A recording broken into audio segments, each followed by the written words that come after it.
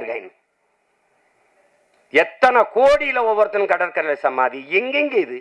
இதுல பத்தாக்குறைக்கு பேனா வேற வைக்கிறேன்ட்டு இதெல்லாம் வந்து கொடுமை. இது கார் ரேஸ் கொழுப்படுத்து கார் ரேஸ் விட்டா வெளிநாட்டு முதலாளிகள்லாம் அப்படி வந்துருவான். நீ எதுக்கு அமெரிக்கா வர இங்கேருந்து கார் ஓட்டிட்டு இருக்க வேண்டியதானே? அங்க 900 கோடிக்கு வெளிநாட்டு முதலீட்டாளர்களை கவர்ந்து 900 கோடிக்கு கையெழுத்து. அவர் கட்சியிலே இருக்கிற ஒரு பெருமகனார், முன்னாள் அமைச்சர், இந்நாள் பாராளுமன்ற உறுப்பினர், 908 கோடிக்கு பெனால்டி தண்டம். சுந்தரி ரந்தரி நிரந்தரின்னு வாடிட்டு 908 கோடி தண்டம். ஏப்பா அந்த காசு அவன்கிட்ட இருந்துட்டு போகுது, இந்த காசை வச்சு தொழில தொடங்கப்பா. எங்கள்ல ஒரு முதலாளி கார் ரேஸ் ஓட்டுறவன் யாரு, அவன் யாருன்னே தெரியாது. என் பிள்ளைகளுக்கு சைக்கிள் பந்தயம் வச்சா கூட என் பிள்ளைய ஓட்டும். நீ கொளுத்த பணத்திமிரு பதவி திமிரில் நீ காரும் ஓட்டு, தரையில் கப்பலை கூட ஓட்டு. ஆனால் இந்த ஆட்டு எத்தனை நாளைக்குன்னு நீ கவனத்தில் வச்சு தம்பி. இங்கே பாரு தம்பி, உலகத்தில் மிகப்பெரிய ராஜ்யங்கள்லாம் சரிஞ்சு விழுந்திருக்கு. கோட்டையே விழுந்திருக்குது, குப்பைமேடு. ஒரு காற்று வந்தால் எங்கே பறந்து எங்கே போகும் தெரியாது. இதெல்லாம் அங்கே ஆயிரக்கணக்கான குடிசை இருக்குது, ஆப்போசிட்டில் அதுக்கு எழுத்த மாதிரி குடிசை இருக்குது. அதுக்கு பேர் என்ன, ஏதோ பெரிய நம்ம அம்மா அந்த சத்யவாணி முத்து இது சத்யா நகர்னு பேர், சத்யவாணி முத்து அவங்க பேரில். எதிர்த்த மாதிரி ராஜீவ்காந்தி அவர்கள் பேரில் ஒரு மருத்துவமனை, தாத்தா ஓமந்தூர் ராமசாமி பேரில் ஒரு மருத்துவமனை, அரசு மருத்துவமனை. இந்த ஒலி பெருக்கியில் இருக்கிற சத்தம் அங்கே கேட்குது.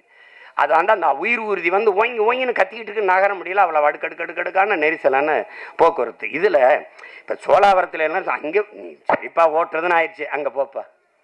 நீ உயர்ந்த முதலாளி கூட்டாண்மை நிறுவனங்கள் நடத்துகிற விளையாட்டாக இருக்குது. கார் பந்தயம், அந்த சதுரங்க விளையாட்டெல்லாம். நீ அதான் திரும்ப சொன்ன, நீங்கள் விளையாட்டுத்துறை அமைச்சராக இருங்க, விளையாட்டு அமைச்சராயிராது. நீங்கள் ரொம்ப விளையாட்டு அமைச்சராக இருந்து இந்த வேலையெல்லாம் பண்ணக்கூடாது. எல்லாரும் சொல்கிறோம், இவ்வளவு சத்தம் போடுறோம், அதையும் மீறி நீங்கள் தான் நடத்துங்க.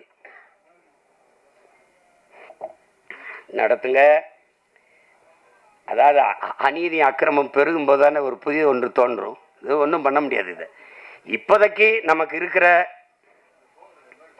மிகப்பெரிய பொறுப்பும் கடமையும் இங்கே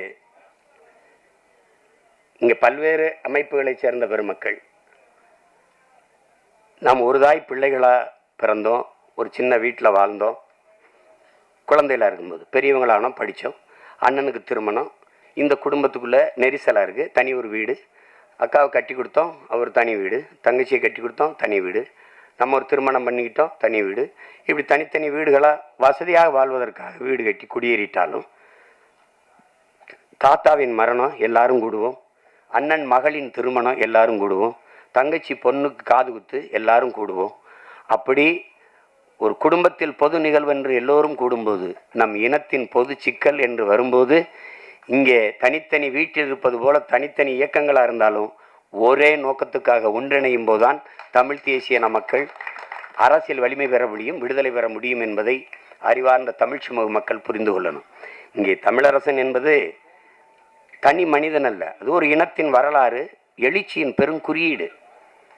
அன்னைக்கு பேச தயங்கினார்கள். அந்த காலகட்டத்தில் ஐயா தமிழ்நயன் வந்திருக்காங்க, என்னுடைய அண்ணன் புகழேந்தி வழக்கறிஞர் வந்திருக்கார்கள். அவர்களெல்லாம் தமிழரசனை பற்றி பேசி பேசி பேசி கொண்டு போனார்கள்.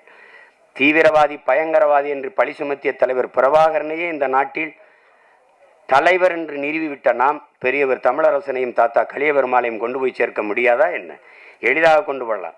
நீங்கள் ராஜீவ்காந்தி கொலையில் குற்றம் சாட்டப்பட்ட 7 பேர் விடுதலையை சாத்தியமா என்று கேட்டார்கள். அதற்கு பெரும்பங்காற்றிய என்னுடைய அண்ணன் தடா சந்திரசேகர் அவர்கள், இன்னும் மூத்தவர் இல்லை, அன்பிற்குரிய அண்ணன் புகழேந்தி அவர்கள் இருக்கிறார்கள். இங்கே பல பேர் அரசியல் போராட்டத்தில் கலந்துகிட்ட என்னுடைய தம்பி கௌதம் போன்றவர்களாம் இருக்கிறார்கள். அந்த விடுதலையை சாத்தியப்படுத்த முடியாது என்றுதான் எல்லோரும் நினைத்து கொண்டிருந்தார்கள். இன்று சாத்தியப்பட்டு விட்டது. அதுபோல தமிழ் தேசியமெல்லாம் வெல்லுமா, இதெல்லாம் சாத்தியமா என்று எது ஒன்றும் சாத்தியத்திலிருந்து பிறப்பதில்லை. என் உடன் பிறந்தவர்களே, தேவையிலிருந்தான் பிறக்கிறது.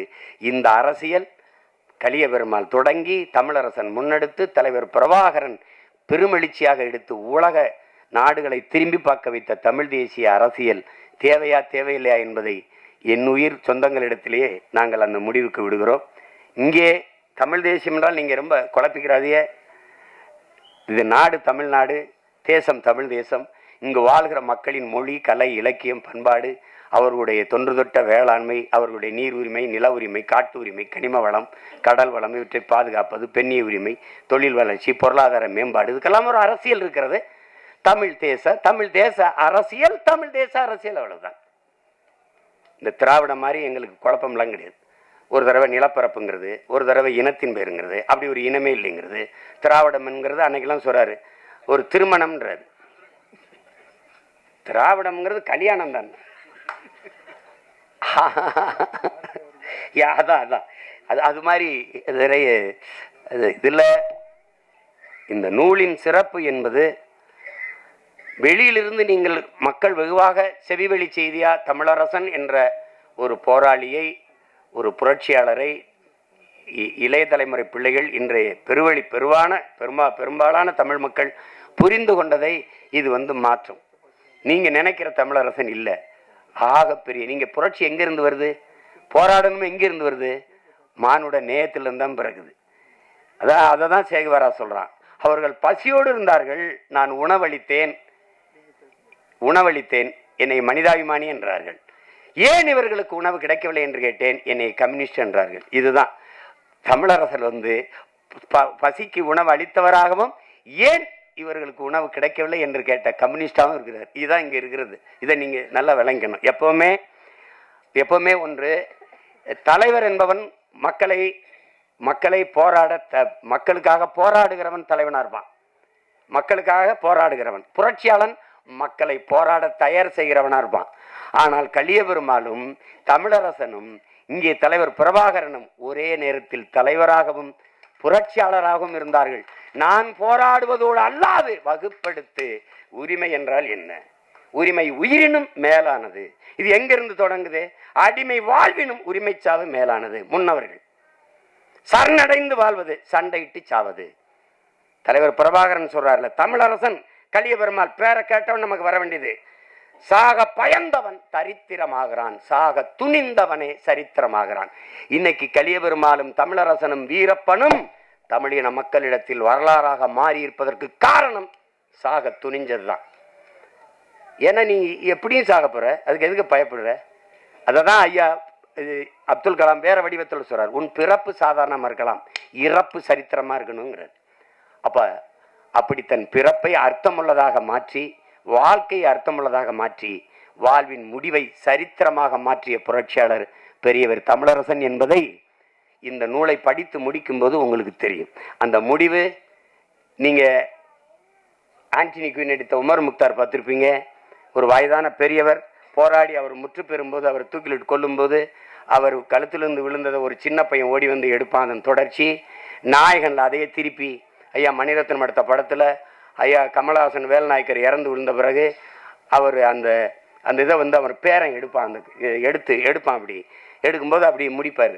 அது மாதிரி புரட்சியாளர் பெரியவர் தமிழரசன் இல்லைனாலும் அவர் இறந்த தினத்தில் பிறந்த நம் தமிழரசன் இருக்கிறான். எங்க இருக்கா? அங்க இருக்கான். அதே மாதிரி கருத்த முகம், உருவம், அந்த என்ன சொல்றது, அதே மாதிரி இருக்கான், அப்படியே இருக்கான். அதனால எது ஒன்றும் முடிவுற்றது என்று எண்ணி விடாதீர்கள் என் உடன் பிறந்தவர்களே. வெட்டிய மரத்தின் வேரில் இருந்து தழித்து முளைக்கும் அந்த செடி போல தமிழ் பேரினம் விழுந்து விழுந்து எழும். நாங்கள் விழுவதெல்லாம் அழுவதற்கல்ல, எழுவதற்கென்பதை நிரூபித்து காட்டிக் கொண்டிருக்கிறோம். நாங்கள் விழுவோம் எழுவோம், விடுதலையாய் எழுவோம். புரட்சியாளர் கலியபெருமாள் வழியிலே, புரட்சியாளர் பெரியவர் தமிழரசன் வழியிலே, உலக பேரினத்தின் ஒப்பற்ற பெருந்தலைவன் பிரபாகரன் வழியிலே வீரமான தமிழ் பிள்ளைகள் தொடர்ந்து எழுவோம், விடுதலையாய் எழுவோம். அடிமை தமிழ் சமூகத்தின் உரிமை மீட்சிக்கு அன்னை தமிழ் பிள்ளைகள் எல்லோரும் ஒன்றிணைந்து நிற்போம். அதுதான் நம்முடைய பெரியவர்.